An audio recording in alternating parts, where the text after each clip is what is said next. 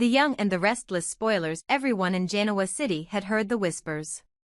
Amanda and Cain were not only lovers caught in a web of scandal and ambition, they were planning to marry, publicly, defiantly, in the very heart of a city that now recoiled at the mere mention of their names.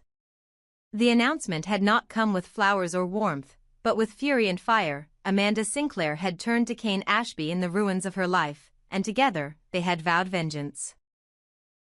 Not just against anyone. Against the Newmans. Against the family that had pulled every string and silenced every threat to their legacy. Amanda had said it bluntly, unapologetically, in front of the man himself, Victor. She told Cain they would get married in Genoa City when the patriarch was no more. She didn't say if, she said when. And for the first time, it wasn't just talk.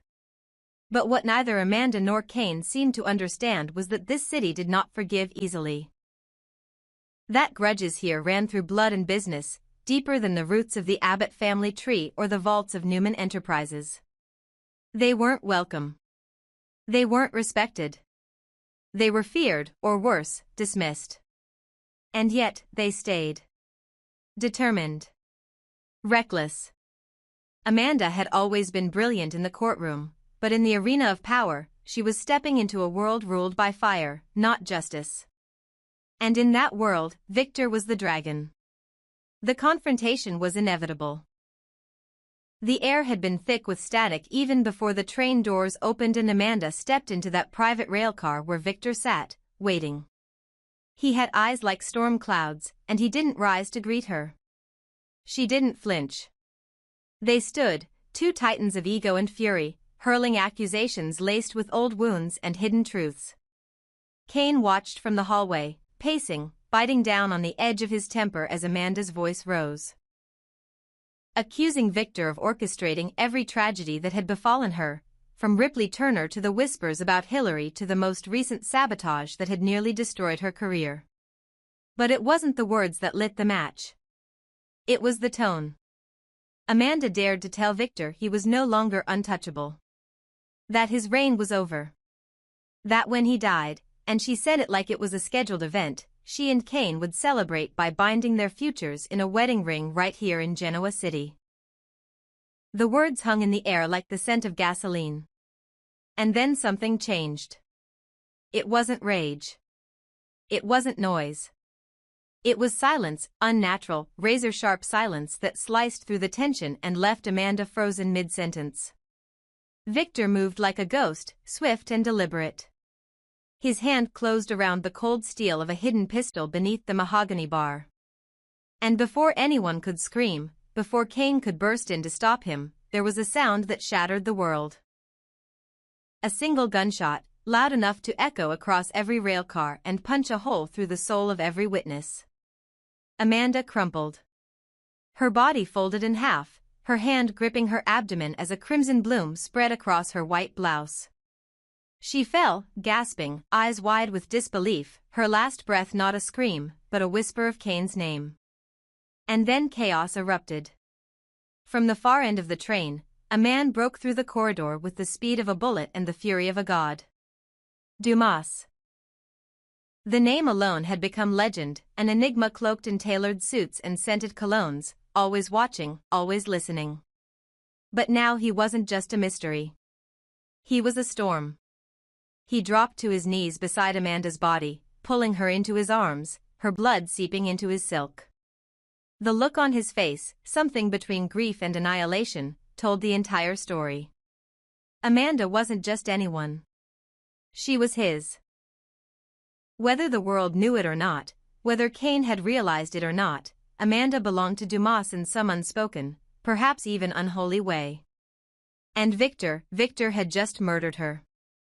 Or so it seemed. That's when the nightmare began to spiral. Dumas didn't scream. He didn't cry. He simply looked up at Victor, and the calmness in his voice was more terrifying than any explosion. "You killed her," he said. "Now we all die." Because this train, this elegant vessel cutting through the French countryside, was never just transportation. It was a trap. a palace of illusion built by a man who knew how to bury secrets beneath gold and glass. And inside its walls, beneath the velvet floors and behind the champagne bars, was a network of chaos. Cameras. Triggers. Wires. Bombs. Rumors had circulated before that Dumas had once built escape tunnels beneath his French estate. That he had private labs. That he dealt in technology far more sophisticated than perfume. Now, those whispers seemed like prophecy.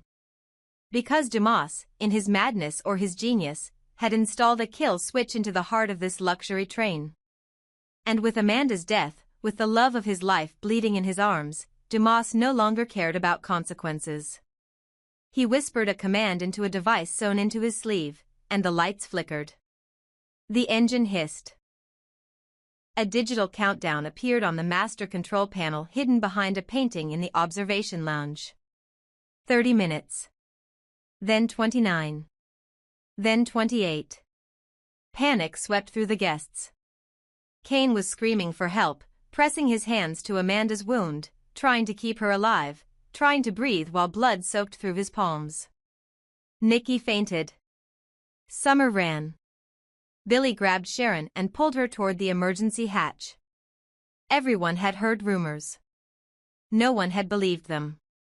Until now. Victor stood motionless, as if frozen by the weight of his own actions. Had he meant to shoot? Was it self-defense? Or had he, in one catastrophic moment of fear and fury, done the unthinkable? His hands shook. His breath came in gasps. He had been a titan, a legend. But now he looked like a man unraveling. And above him, Dumas stood, cradling Amanda's body as the seconds ticked away toward oblivion. The horror of it all wasn't just the blood or the countdown or the screams echoing through the train. It was the realization that this wasn't just a murder. It was the start of a reckoning. Dumas had spent years building illusions, constructing traps within traps. He had connections no one understood. Ties to both the Newmans and their enemies. Some said he wasn't even his real name. And now, with Amanda gone, or dying, he had nothing left to lose. And when a man like Dumas has nothing left to lose, the world burns. Victor tried to reason with him, but the doors locked. The ventilation system hissed with a strange new scent. The walls began to shift, revealing monitors, images of every room on the train, every passenger's face, every secret conversation that had been recorded. Dumas had been watching them all. Studying them. Waiting for the moment when he could remind them all that power wasn't held in boardrooms. It was detonated in silence. The question now wasn't whether Amanda would live. It was whether any of them would. Because in the belly of that luxurious train, surrounded by velvet and wine and whispered betrayals, death had been invited to dinner. And the host was no longer pretending to be sane. The only thing that could stop it now was a miracle. Or a sacrifice. Or the unraveling of the final secret. Why Amanda had told Kane they would get married when Victor died, and whether this was ever about love at all, or vengeance scripted to perfection. The floor beneath Amanda's body grew colder by the second, stained with blood that refused to stop, thick and dark like the shadows gathering around Dumas's soul. Time no longer moved linearly, it stretched, twisted, slowed, like a nightmare dragging its limbs across reality. Amanda's breath was shallow now, barely stirring the blood-soaked fabric at her chest. Her eyes fluttered, her lips trembling as if summoning a final word, but the silence that followed was more haunting than any scream. Dumas didn't cry. His face was carved into something crueler, harder, an expression far older than his years, as though grief had stripped away the man and left behind something ancient, vindictive, and absolute. And then he stood. Slowly, deliberately. Not to help. Not to plead. But to make a pronouncement. One that chilled every soul present. With Amanda's blood still warm on his hands, Dumas turned to the terrified crowd and declared, with the calm authority of a man who had just accepted his own death, that they would all die here. every single one of them. Including him. There would be no escape, no redemption, no last-minute heroics to undo the violence of Victor's mistake. This train, this elegant, glittering coffin speeding through the French countryside, had been built for this very moment. It was never transportation. It was a tomb. One he designed with meticulous cruelty for the day his heart was shattered beyond repair. And now Amanda's fall had triggered the final sequence. Victor, rattled beyond comprehension, dropped to his knees beside Amanda's motionless form, trying to find some shred of reason, some fragment of mercy left in a heart that had only ever known power and control. He pleaded, not as a tycoon, not as a king, but as a man who had gone too far. His voice cracked as he begged to bring Amanda to a hospital, to call for medical help, to stop this madness before it consumed them all. But Dumas only stared. That suggestion, saving Amanda, wasn't mercy. It was escape. It was a tactic. And Dumas had no intention of letting anyone, not even Amanda, be used as a bargaining chip in the Newman dynasty's long game of manipulation and dominance. If Amanda survived, she would be a wound the Newmans could exploit. If she died, she would become something else entirely, a martyr, a memory, a weapon. And so Dumas did the unthinkable. He let her die. Not with violence. Not with fury. But with stillness. He knelt beside her again, brushing her blood-matted hair from her face, whispering something too quiet to hear. Her eyes barely registered the sound, her gaze already drifting past him into some unknown place. And then they stopped moving. The moment Amanda died, the man who loved her vanished too. In his place stood something colder. Dumas rose slowly and turned to face the others, his eyes glassy but devoid of tears. His voice, when it came, was low and final. He said that pain was no longer the enemy, hope was. That for years, he had kept hope alive for Amanda, for a life they could never have, for a justice the world had long abandoned. But now, stripped of that last flicker of salvation, he had embraced the only truth left to him, vengeance. Not the swift kind. The permanent kind. The kind that turns to ash only after it has consumed everyone. Alarms blared across the train. Red lights bathed the hallways in a sinister glow. The digital countdown continued its relentless march toward 0. 22 minutes. Then 21. The gas vents hissed open, not yet lethal, but ominous in their presence. Dumas was not bluffing. He had sealed every door. Broken every intercom. Disarmed every GPS beacon. They were not in France anymore, they were in the eye of a storm he had spent years engineering. Panic surged like a wave. Sharon screamed for someone to find an emergency override. Nick banged his fists against a security panel, only to find it welded shut. Kane stood frozen beside Amanda's body, his hands still shaking, still wet with her blood, still refusing to believe that the woman he had loved, the woman he had almost married, was now a corpse in a designer dress. But the worst was the silence from Victor.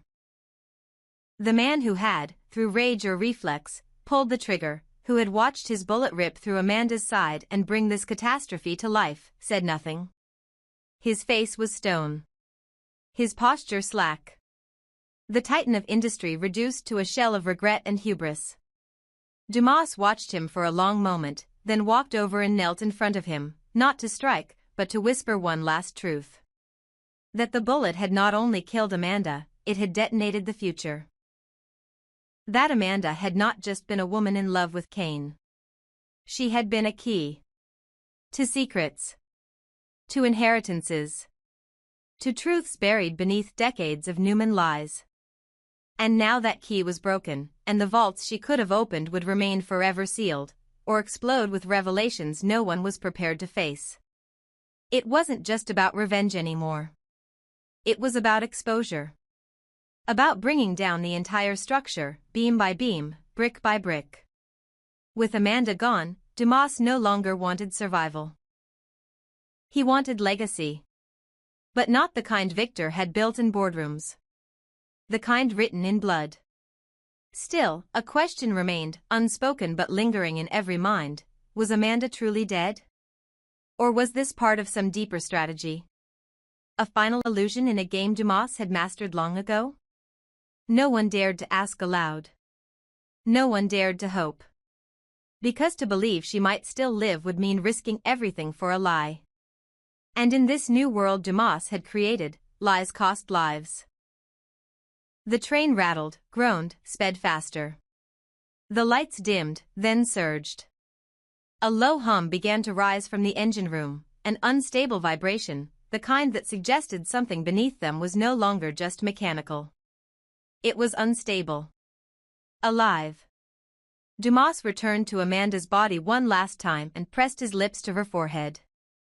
Then he stood and issued his final decree. No one would leave alive. Not unless they found a way to stop the countdown, to break his code, to undo the madness he had buried beneath circuits and grief. And no one, not even Victor, had the knowledge to do it.